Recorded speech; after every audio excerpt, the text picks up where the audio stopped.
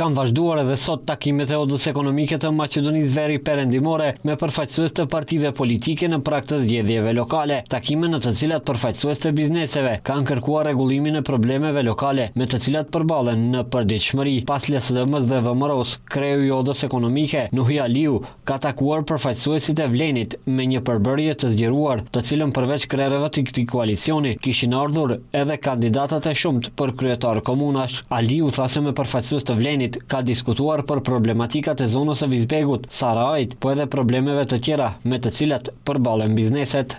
Ne jemi të vetëdijshëm se çfarë rrugë kemi, me çfarë problematika, për çdo ditë ne ballafaqohemi, kemi edhe raste ku ndonjëherë paraqiten,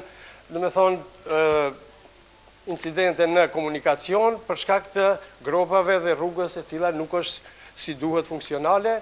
Prandaj prioritet të veçantë do t'i kushtojnë përfaqësuesit të cilët janë edhe nivelin qendror, edhe nivelin lokal. Në emër të koalicionit Vlen foli kandidati për kryetar të komunës së Çajirit Izet Meçiti. Ai tha se koalicioni do t'i trajtojë me prioritet problemet e kësaj zone të rëndësishme për ekonominë e vendit, në të cilën punojnë qindra persona.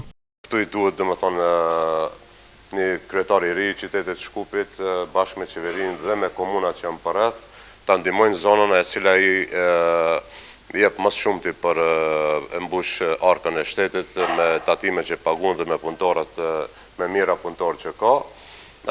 Siç tha, rruga Hasan-Prishtina, rruga Kaçanikut dhe krejt këto duhet jenë të rekonstruuara dhe në funksion të zonës ekonomike. Problematikat e njëjta dhe premtimet se të njëjta do të rregullohen ka dhënë të hënën edhe kryeministri Hristijan Mickovski, i cili takoi përfaqësuesit e Odës Ekonomike të Maqedonisë Veri Perëndimore bashkë me kandidatët e VMRO-s për kryetar komunash, se këto probleme do të zgjidhen nëse ata fitojnë në qytetin e Shkupit, ka premtuar edhe Venko Filipçe, kryetari i Lidhjes Social-Demokrate të Maqedonisë.